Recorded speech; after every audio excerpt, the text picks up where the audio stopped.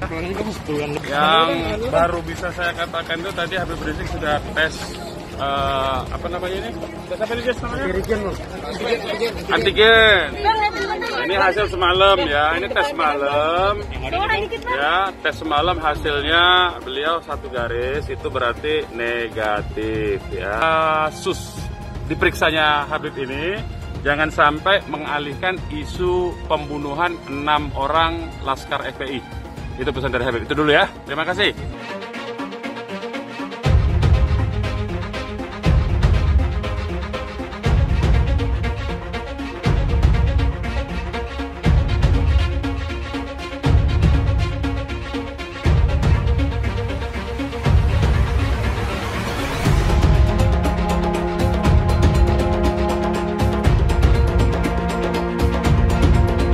Kemarin sudah saya perjelas lagi bahwa penyidik dalam hal ini akan melakukan penangkapan terhadap yang bersangkutan. Ya. Dengan kehadirannya sekarang ini, silakan saja. Lakukan dengan protokol kesehatan. Ya, kita akan lakukan pemeriksaan yang bersangkutan. Periksa yang bersangkutan sebagai tersangka. Ya. Dan kemudian kita lakukan penangkapan. Ya, kemarin kami sudah sampaikan. Ya, kami sudah perjelas bahwa yang bersangkutan akan kita lakukan penangkapan.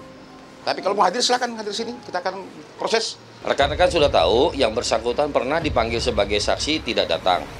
Kemudian terbit panggilan kedua tidak datang.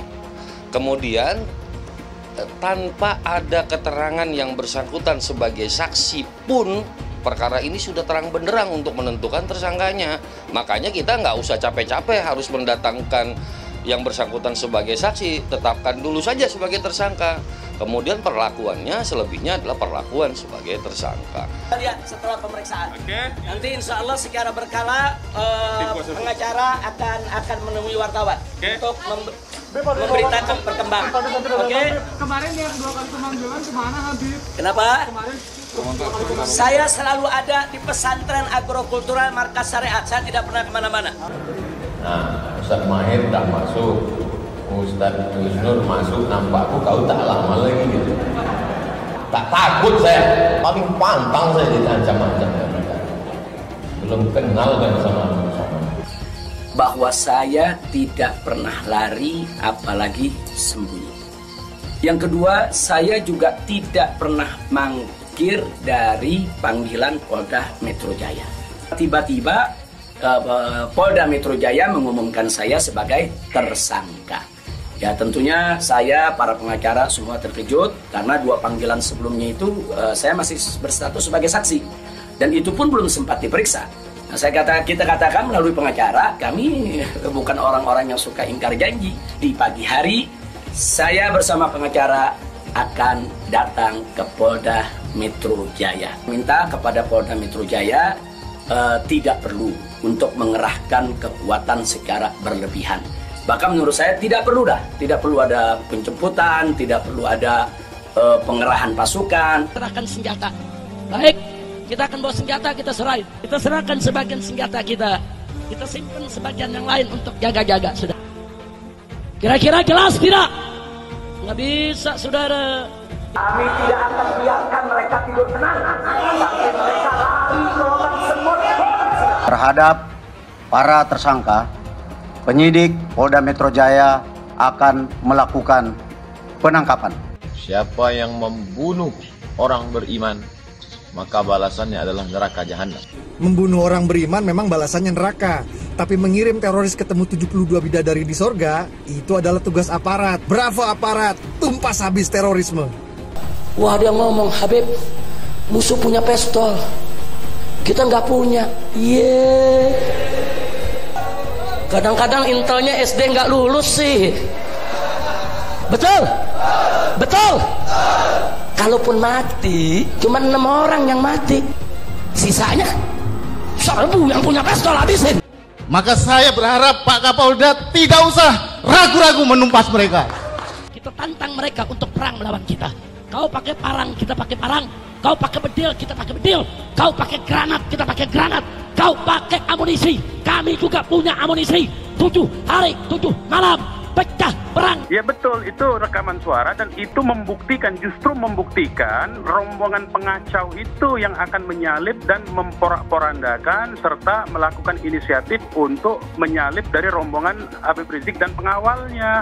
Di dalam rombongan itu ada bayi 2 orang. Saya ingatkan, di rombongan itu ada bayi 2 orang, ada balita 3 orang. Ada balita 3 orang, bayi 2 orang, ada perempuan di situ. Kalau Anda sebut faktanya ada anak-anak, ada perempuan di dalam itu teknik klasik menjadikan mereka benteng. Itu cucu beliau, cucu Habib Rizik, nggak mungkin dikorbankan. Iya, tapi diajak jalan jam 1:30 malam itu enggak, karena besok pagi mau pengajian. Besok pagi mau pengajian subuh keluarga. Wajar. 1:30 malam itu nggak masuk akal saya. Itu teknik untuk melindungi, satu. Yang kedua, polisi kan juga nggak tahu ada anak-anak di dalam jam 1:30 malam, gimana caranya melihat.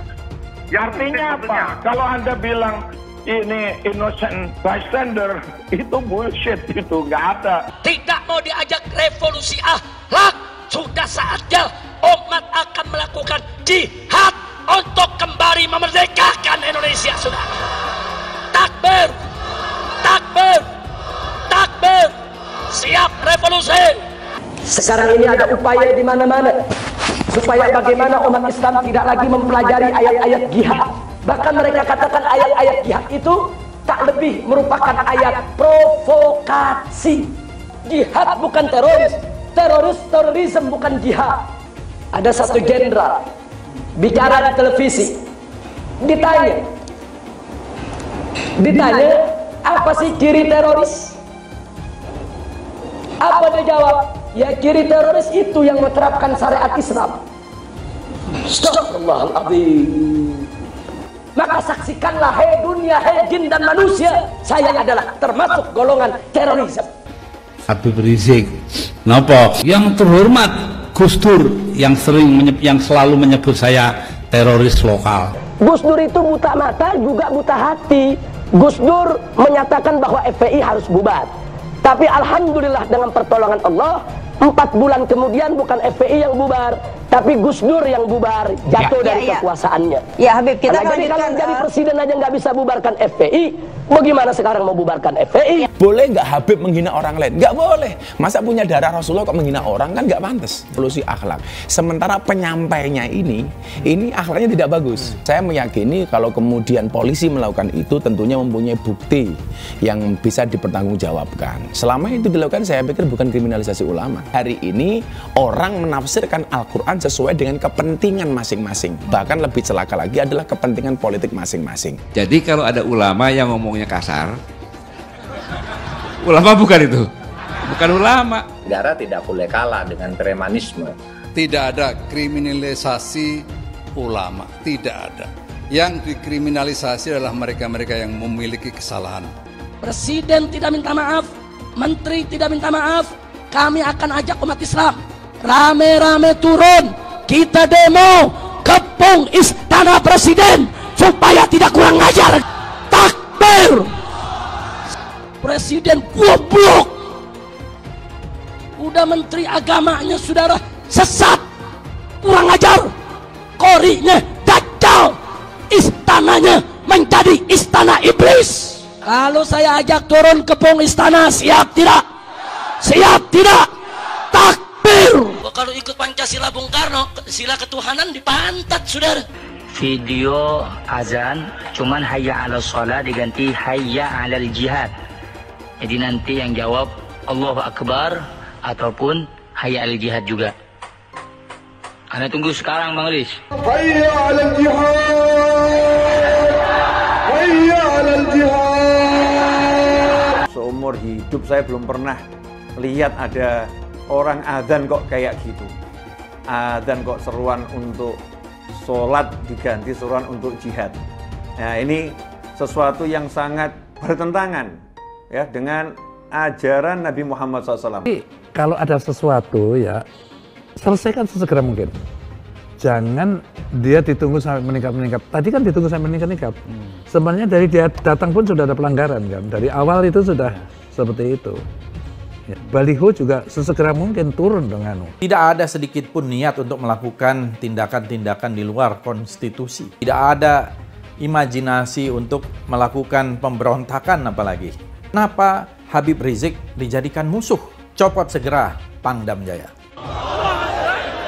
Jadi kalau tentara dan polisi nggak bisa menegakkan hukum di sana, nggak berani untuk menangkap para pelaku, suruh pakai BH sama rok. Saya mau tanya, namanya kita ganti jangan?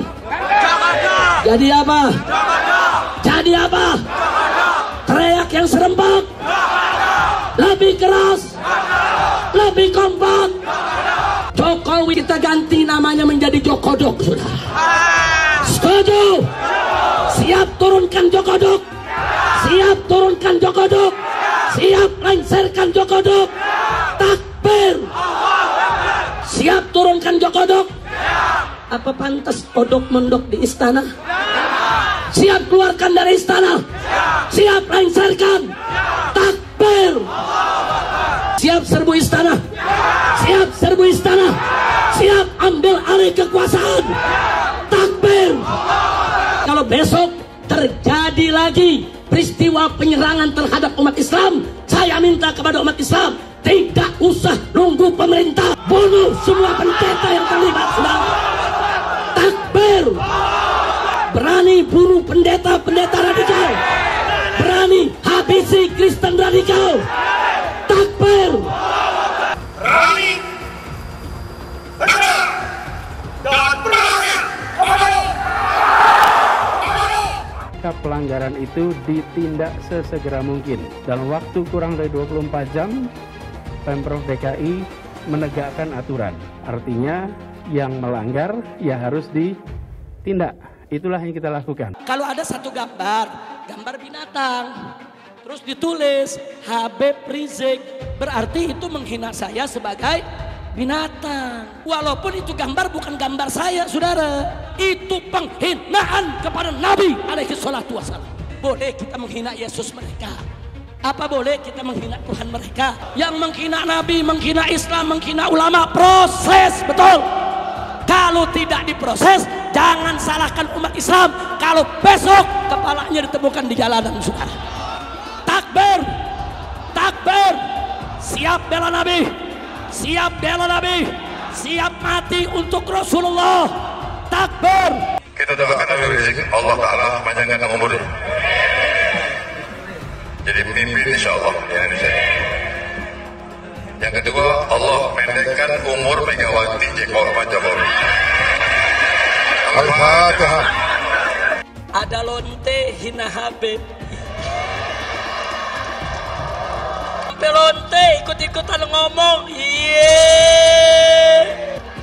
lonte hina Habib digagak polisi, ditangkap enggak, dijagain,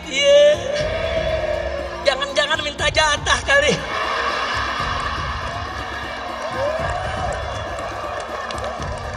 Jadi pemimpin itu berpihak dulu, ada keberpihakan, dari keberpihakan dibuat mekanisme aturannya.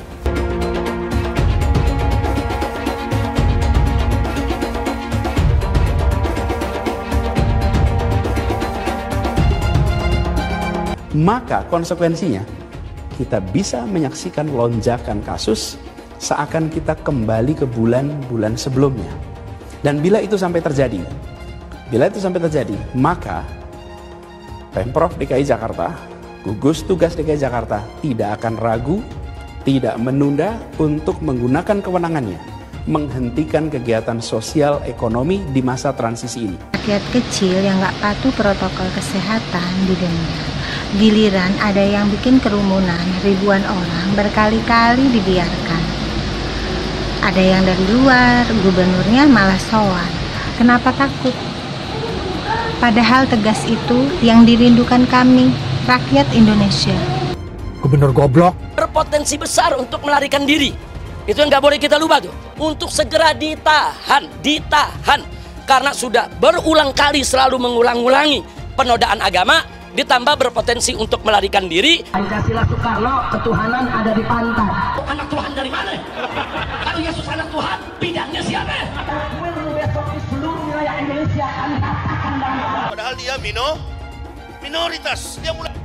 Kau pertama kafir, kedua goblok. Kitab Bible Kristen itu bohong. Saya bukan mengatakan Bible Kristen fiksi. Bible Kristen itu palsu. Karena di salib itu ada jin kafir. Karena di salib itu ada jin kafir. Karena di salib itu ada jin kafir. Haleluya. Saya nggak pernah mundur untuk kebenaran, keadilan, kejujuran. Dan peri kemanusiaan, gue nggak pernah mundur. Dan gue nggak pernah takut juga sama lu. Siapapun yang rasis, gue akan hadapin. Gue bilang. Karena rasis itu dia berperi kemanusiaan. Kalau saya ditanya dulu kan, kamu nyesel nggak statement kamu di Pulau Seribu sehingga masih masuk penjara? Tidak pernah nyesel. Karena saya mengatakan kebenaran. Hai teman-teman, saya mau memperlihatkan transaksi saya hari ini lakukan trading di eToro. Ini bukti transaksi saya untung $4.500 US, itu sekitar 68 juta rupiah. Semua keuntungan bisa saya dapatkan dengan fasilitas copy trading di eToro. Kalau saya bisa, kalian juga bisa guys. Oke, itu yang mau saya tunjukkan. Like video ini sekarang juga dan gunakan link di kolom deskripsi, maka kalian berhak dapat bonus kalian. Promo ini ada masa waktunya, jadi jangan ketinggalan. Bukan cuma itu saja, transaksi tidak dikenakan fee, baik itu investasi saham, trading forex, komoditas, bitcoin, dan lainnya. Kalian bisa melakukan transaksi berapa kali pun atau unlimited trading. Dan tidak ada fee sama sekali. Jika transaksi di tempat lain sudah berapa fee-nya. Setelah nonton video ini, ayo bergabung dengan eToro hari ini, gratis dan tidak ada minimal deposit. Pastikan kalian menggunakan link di kolom deskripsi untuk mendapatkan welcome bonus. Kalian bisa menggunakan bonus $100.000 di akun virtual untuk latihan. Bukan cuma itu, kalian akan dapat kelas trading online gratis senilai 3 juta rupiah atau $200 jika kalian deposit di bulan ini. Selamat menonton guys, enjoy! Hai semua, dengan saya Jonas Leong. Terima kasih banyak buat kalian penonton setia yang selalu menonton di channel ini. Saya secara personal sangat menghargai waktu kalian. Dan saya sudah menganggap kalian sebagai family karena kalian selalu support di channel ini. Bagi kalian yang selalu menuliskan opini kalian di kolom komen, saya baca komen kalian satu persatu. Saya baca komen kalian untuk mengetahui opini kalian, tanggapan kalian, dan masukan kalian sangat berguna untuk video selanjutnya. Terima kasih banyak buat kalian yang selalu menekan tombol like di awal video. Video seperti ini membutuhkan waktu dan juga research. Dan ini semua gratis untuk kalian. Jadi pastikan kalian menekan tombol like-nya supaya saya mengetahui kalian menyukai konten yang saya bagikan. Yang baru bisa saya katakan itu tadi Habib Rizik sudah tes apa namanya ini? Tes apa ini namanya? Antigen. Nah, hasilnya negatif, alhamdulillah ya. Sama seperti ini. Jadi semalam kita sudah tes. Ini atas nama, oh bukan. Jadi ini, oh ini mana punya Habib? Ini betul ini atas ini ya. Itu atas nama Habib Rizik nih. Ya. Satu-satu biar semua kebagian ya, namanya hasil tesnya ya.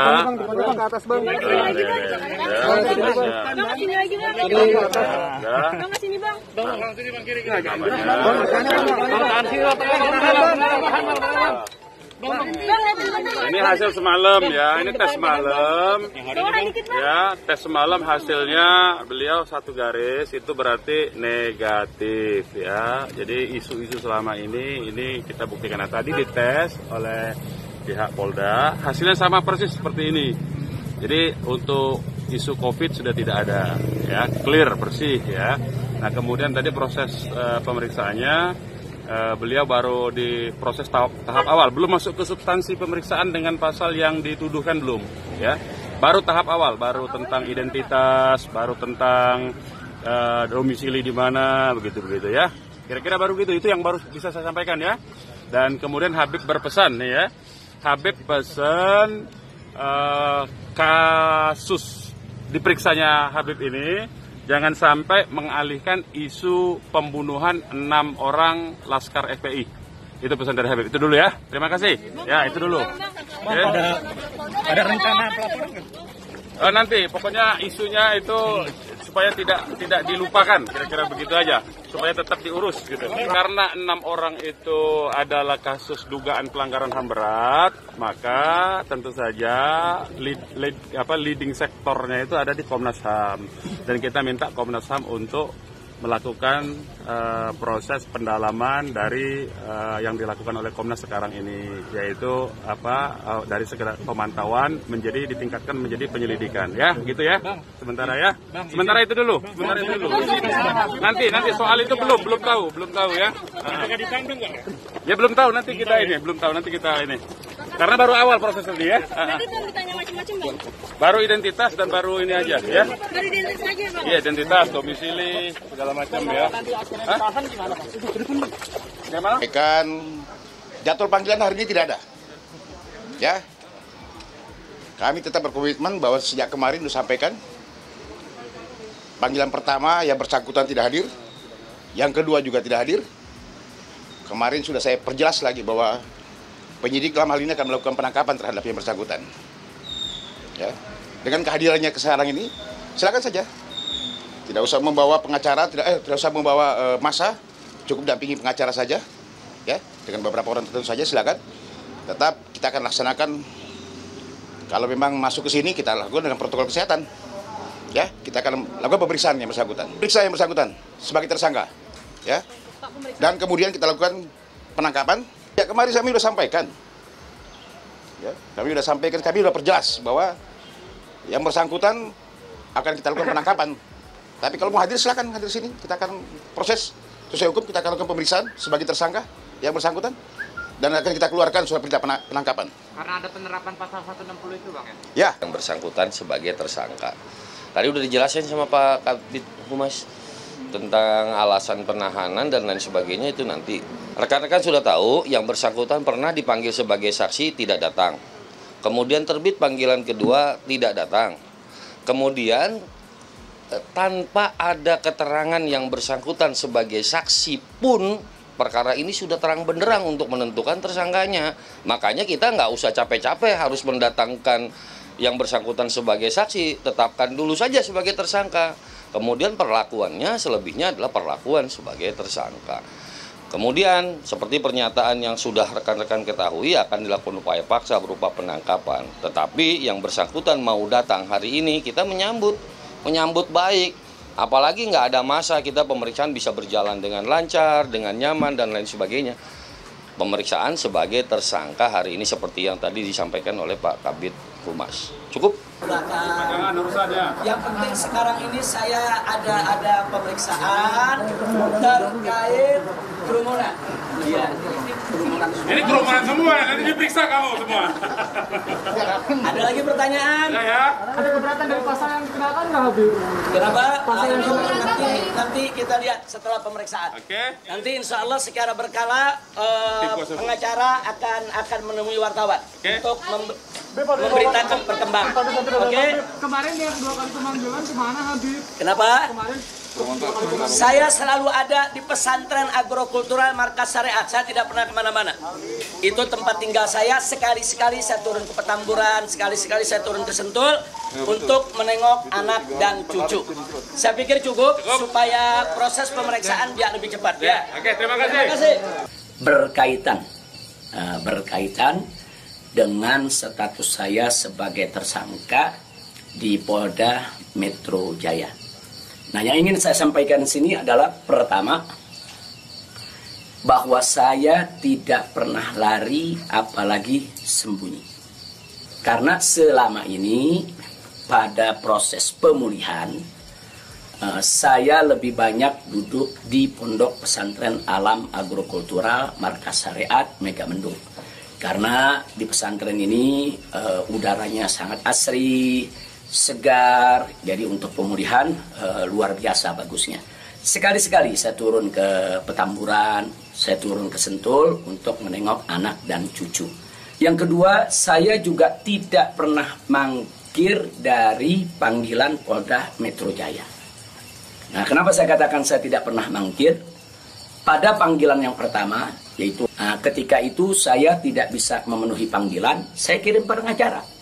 Pengacara datang ke sana, bertemu dengan penyidik, menyampaikan surat secara resmi, minta penundaan, dan alhamdulillah penyidik bisa memahami dan menerima.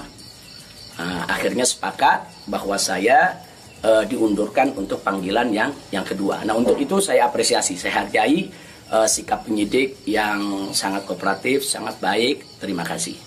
Secara mengejutkan, sebagaimana kita tahu semua, di mana di siang hari Bapak Kapolda Metro Jaya mengumumkan tentang tragedi penembakan 6 Laskar FPI yang selama ini setia mengawal saya.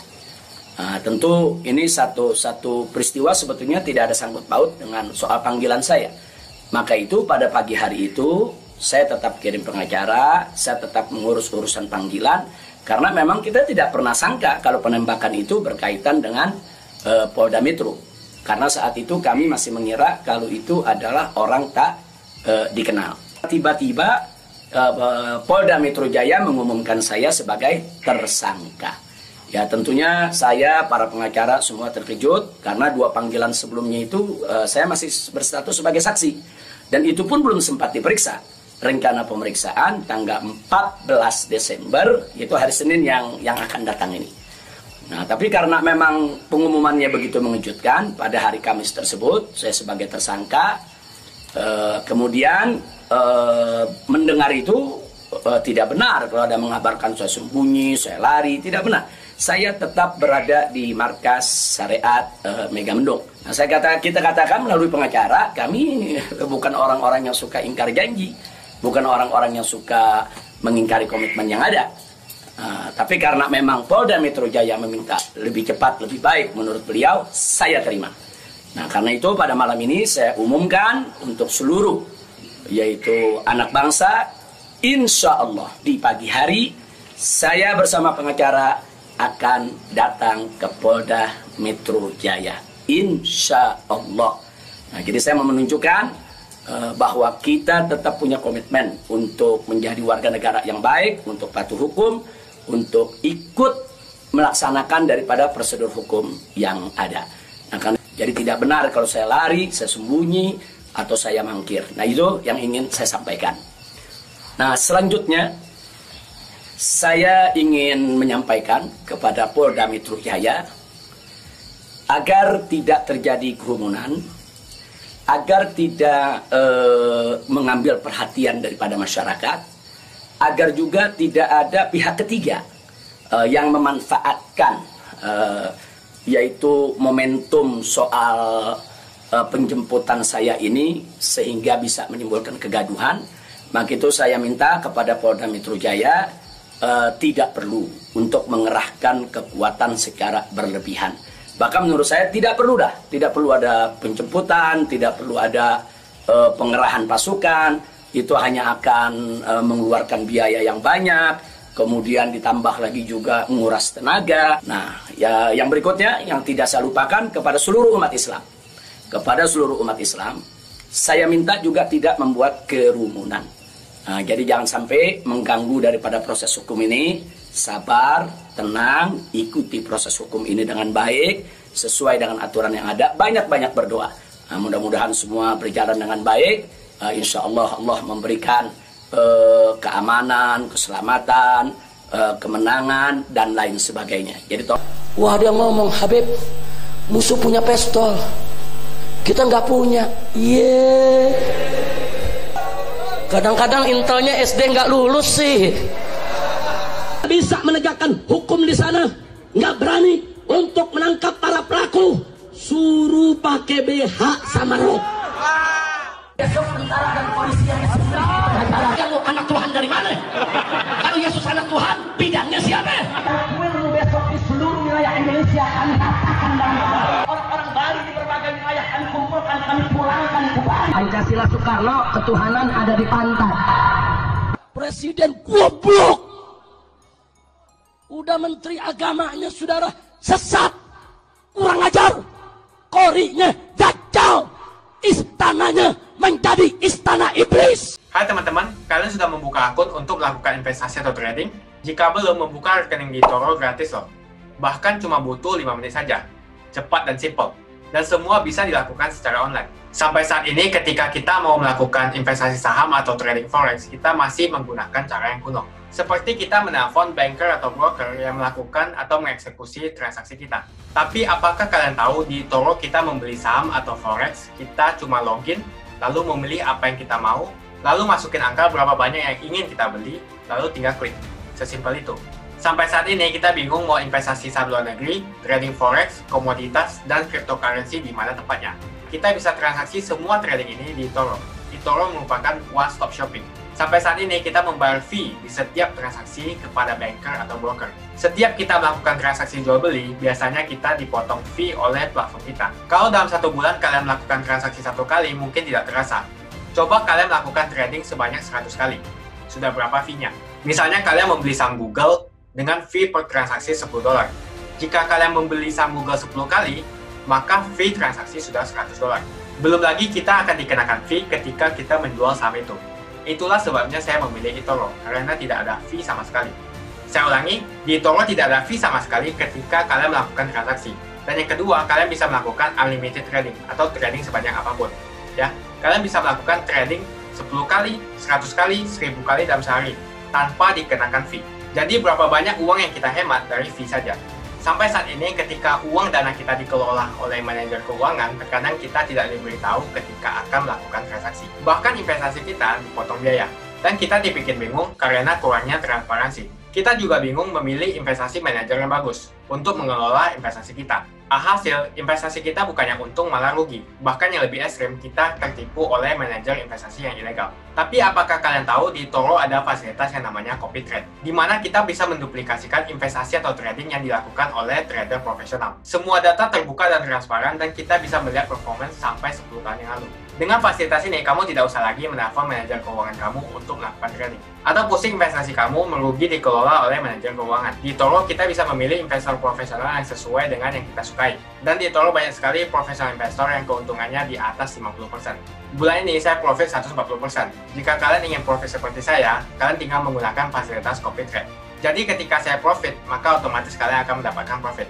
Mau beli saham Google, 1 unitnya mahal. Di eToro, kalian bisa beli di bawah 1 unit atau pecahan unit. Contohnya kita membeli saham Google dengan hanya $50 saja, yaitu 0,02 unit. Di platform lain, kalian diwajibkan untuk membeli minimal 1 unit atau $1.500 untuk saham Google. Dengan $50 atau Rp700.000 saja, kalian sudah bisa memiliki saham Google. Menarik bukan? Saya sudah lama menggunakan eToro dan minggu ini saya profit 140%. Jadi bergabunglah dengan eToro dan mulai profit hari ini. Jadi apa yang kalian tunggu? Mendingan kalian cobain sendiri aja deh. Tutorial bisa kalian cek di kolom deskripsi dan kalian harus menggunakan link di kolom deskripsi untuk mendapatkan welcome bonus. Jika tidak, maka tidak akan mendapatkan bonus. Dan gunakan bonus $100.000 di akun virtual Anda untuk mengenal lebih jauh tentang eToro atau bisa digunakan untuk latihan. Bukan cuma itu, kalian akan dapatkan kelas trading gratis yang nilainya Rp3 juta jika kalian deposit di bulan ini. Makasih banyak buat kalian yang nggak skip dan nonton video ini sampai habis. Saya secara personal sangat menghargai waktu kalian. Makasih banyak buat kalian yang sudah tekan tombol subscribe, dan makasih banyak buat kalian yang sudah tekan tombol loncengnya. Jangan lupa bagikan informasi ini ke teman atau family Anda. Mungkin teman atau family Anda membutuhkan investasi ini. Oke guys, sekian dulu dari saya. Jangan lupa follow Instagram saya di @johannesleongofficial untuk kata-kata motivasi setiap harinya. Bagi kalian yang termotivasi nonton video ini, ayo like video ini dan subscribe di channel ini. Dan buat kalian yang sudah subscribe di channel ini, jangan lupa tekan tombol loncengnya supaya kalian mendapatkan notifikasi setiap kali saya upload video. Hai teman-teman, terima kasih banyak buat kalian yang sudah menekan tombol join atau sudah bergabung di channel YouTube Jonas Leong. Ini adalah salah satu feature dari YouTube di mana kalian bisa mensupport channel Jonas Leong untuk lebih semangat membuat konten-konten lainnya. Apa kelebihan ketika kalian join membernya Jonas Leong? Yang pertama, kalian akan mendapatkan badge atau tanda khusus untuk kalian semua, seperti ini. Kita mulai dari new member, 1 bulan, 2 bulan, 6 bulan, 1 tahun, dan juga 2 tahun. Jadi semakin lama kalian berlangganan dengan membershipnya Jonas Leong, maka badge Anda akan berevolusi menjadi lebih bagus dan menjadi lebih baik lagi. Yang kedua, kalian bisa menggunakan banyak emoticon yang bisa Anda pakai, seperti ini. Jadi kalian bisa berekspresi menggunakan emoticon yang sudah saya sesuaikan untuk kalian semua pendukung Jonas Leong. Tentu saja ada perbedaan antara orang yang belum membership dan sudah. Dari segi tampilan nama yang di-highlight dan juga logo di samping nama ketika Anda komen. Dan juga komen kalian akan lebih sering saya reply dan juga akan saya pin atau feature di setiap video. Buat kalian yang tidak bisa ikutan atau bergabung membership, tidak masalah. Karena dengan Anda menonton dan juga subscribe channel YouTube Jonas Leong, dengan cara like dan juga komen channel YouTube Jonas Leong, itu sudah cukup untuk mensupport channel Jonas Leong. Ini adalah feature di mana kalian ingin mensupport channel YouTube Jonas Leong secara lebih lagi. Oke teman-teman, terima kasih banyak untuk support yang kalian berikan kepada channel YouTube Jonas Leong.